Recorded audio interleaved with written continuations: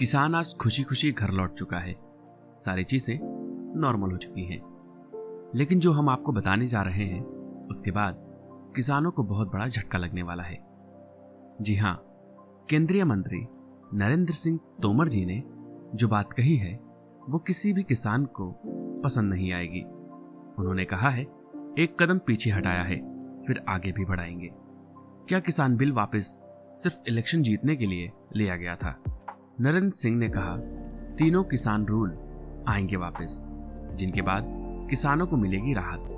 आपको बता दें कि इन तीनों कानूनों की वजह से कई किसानों की जान भी जा चुकी है।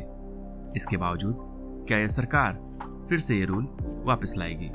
जानेंगे पूरी बात, तो वीडियो को पूरा देखें और वीडियो पसंद आए तो वीडियो को लाइक करके चैनल को सब्सक्राइब करें। हेलो दोस्तों, कैसे हैं आप सब? उम्मीद करता हूँ अच्छे से होंगे। तो आज हम जानेंगे तीनों किसान कानून के बारे में, आखिर क्यों इसे वापस लाने की बात की जा रही है। तो सफर शुरू करते हैं। दोस्तों, 19 नवंबर 2021 को ऐसा दिन था जब किसानों को बहुत राहत मिली थी, जब मोदी जी ने ऐलान किया था कि तीनों कानूनों को वापस लिया जा रहा है। पर क्या वो बस दिखावा था या इलेक्शन में किसानों का सपोर्ट पाने के लिए ऐसा किया गया था, या किसानों के आंदोलन को रोकने के लिए, ताकि किसान आंदोलन करना बंद कर दें? खबर आ रही है कि तीनों कानूनों को वापस लाया जाएगा। आपको बता दें कि केंद्रीय मंत्री तोमर सिंह जी ने बताया है कि बीजेपी ये 3 किसान रूल वापस लाएगी, जो कि किसानों के हित में होगा। सितंबर 2020 में इसे किसानों का फायदा बताया गया था, लेकिन जब से रूल लागू हुआ किसानों ने इसका विरोध करना शुरू कर दिया। तरह तरह की बातें भी सुनने को मिली। ये प्रोटेस्ट सितंबर में ही शुरू हो गया था और इसके विरोध में पूरा देश एक साथ खड़ा था। किसानों की महीनों की मेहनत और खून पसीने ने रंग दिखाया जब पीएम मोदी ने तीनों कानूनों को वापस लेने का ऐलान किया। हालांकि कुछ लोग इसे बीजेपी की इलेक्शन नीतियां बता रहे हैं। हाल ही में यह भी देखा गया है, जहां एक तरफ प्रधानमंत्री जी शराब का सेवन करने से मना करते हैं, वहीं उनकी पार्टी की रैली में लोगों को शराब पिलाया जा रहा था। इसका तथ्य आप इंटरनेट पर देख सकते हैं। इतनी मुशक्कत के बाद इन कानूनों को सरकार ने वापस लिया था।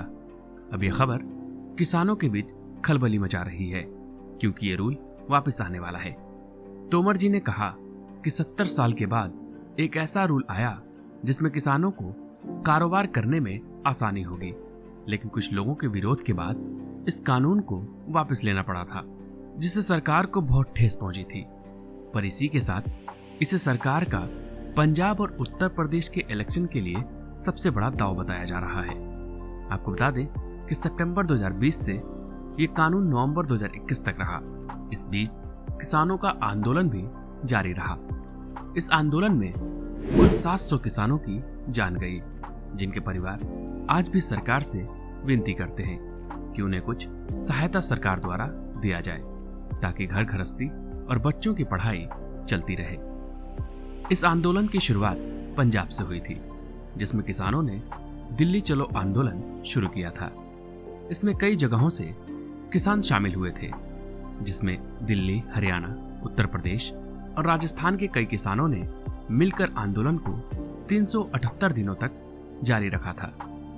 आंदोलन के चलते तरह तरह के मापदंड सरकार द्वारा इस्तेमाल किए गए थे, ताकि किसानों को दबाया जा सके। उन पे डंडे और पानी दोनों की बरसात की गई, लेकिन अपने हक की लड़ाई लड़ रहे किसानों ने हार नहीं मानी। इसी के कारण कई दिनों तक दिल्ली बंद भी रही, जिससे मेट्रो, बसेस, ऑटो जैसे पब्लिक ट्रांसपोर्ट भी बंद रहे थे, जिसकी वजह से आम जनता को बहुत कठिनाइयों का सामना करना पड़ा था। इतना सब कुछ होने के बाद अब ये खबर आने लगी है कि कानून को वापस लाया जा रहा है। किसानों के लिए ये बहुत दुखदायी है। तोमर जी ने महाराष्ट्र में एक कार्यक्रम को संबोधित करते हुए कहा कि हमने एक कदम पीछे जरूर किया है, पर इसको दोबारा आगे जरूर बढ़ाएंगे। दोस्तों, वैसे तो ये किसान कानून किसानों के हक में लिया गया था, जो कि पूरे देश में लागू किया गया था। लेकिन जब किसानों को ही ये रूल नहीं भाया, तो इसे दोबारा लागू करने का क्या मकसद है? आप हमें कमेंट कर बताएं। हाँ, अगर किसानों द्वारा बताए गए निर्देशों को ध्यान में रखते हुए उन कानूनों में बदलाव किया जाए तब शायद सब कुछ शांतिपूर्वक हो जाए। लेकिन इन कानूनों को वापस लेने का कारण पॉलिटिकल एजेंडा भी बताया जा रहा है। कई विपक्ष पार्टियों ने यह भी बताया कि यह साफ है इन कानूनों को बीजेपी ही लाई थी और अब बीजेपी ने ही इन कानूनों को वापस लिया। कहां से आप लोगों को ये किसानों के हित में लग रहा है? विपक्ष पार्टी ने तंज कसते हुए कहा, यह सब शुरू से ही बीजेपी का प्लान था। पहले जनता को परेशान करो और फिर उनको सपोर्ट करके उनका दिल जीत लो। आपको बता दें कि यह सब बहस ट्विटर पर आए दिन नेताओं के बीच होती रहती है। एक पार्टी का नेता दूसरे पार्टी को नीचा दिखाने के लिए, अपना एजेंडा साफ करने के लिए कुछ न कुछ बोलता रहता है।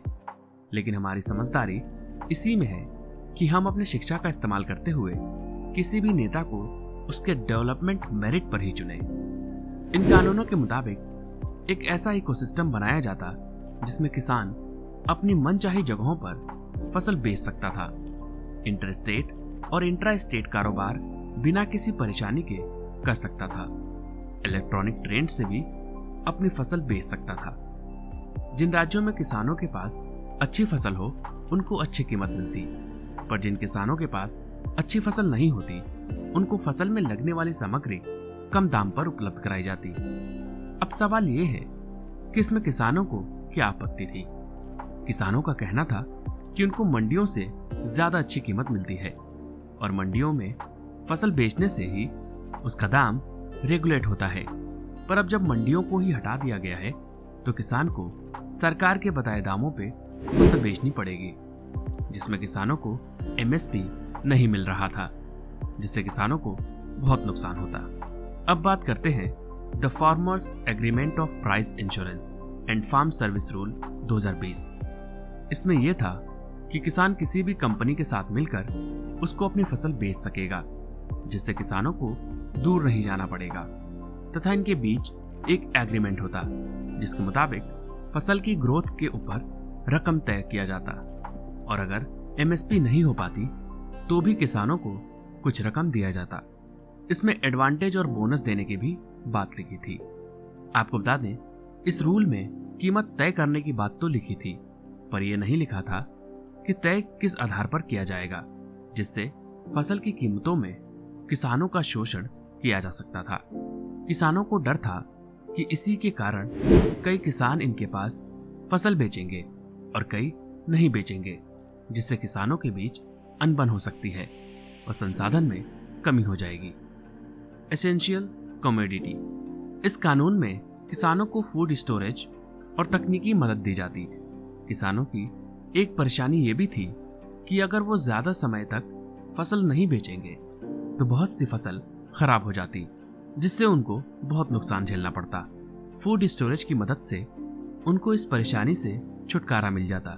साथ ही फूड स्टोरेज के कारण सारी फसल पब्लिक में जाने से रोक दी जाती और जब फसल के दाम बढ़ते तब उनको बाजार में निकाला जाता। इसमें चावल, दाल, रोटी शामिल नहीं थी। इनको रोकने पर पाबंदी लगाई गई थी और फूड कंट्रोल में सरकार का कोई हाथ नहीं होता। कोई बड़ी आपदा आने पर ही सरकार इसमें कुछ कर सकती थी। पंजाब के मुख्यमंत्री अमरिंदर सिंह ने कहा, इससे खाद्य व वस्तुओं पर रेगुलेशन खत्म करने से एक्सपोर्ट के प्रोसेस और कारोबारी फसल के सेशन में जमाखोरी होने लगती, प्राइस में अस्थिरता आती तथा फूड सिक्योरिटी पूरी तरह से खत्म हो जाती। राज्य में किसी को पता ही नहीं होता कि राज्य में कितना फूड सप्लाई बचा है, जिससे फसल महंगी हो जाती और इससे फूड की कालाबाजारी शुरू हो जाती। आप हमें बताइए कि सरकार ऐसा क्या कर सकती है जिससे अगर ये नियम आते भी हैं तो किसानों को कोई आपत्ति ना हो, जिससे किसानों का पूरी तरह से ध्यान फसल उगाने पर हो। उम्मीद है आपको ये इन्फॉर्मेशन अच्छी लगी होगी। अगर हाँ तो वीडियो को लाइक कर दे। तो आज के लिए बस इतना ही। हमारे इस सफर में आपका साथ देने के लिए बहुत बहुत धन्यवाद। आपको ये एपिसोड कैसा लगा हमें कमेंट कर बताएं। हम आपसे मिलेंगे अगले एपिसोड में। Stay safe, stay happy.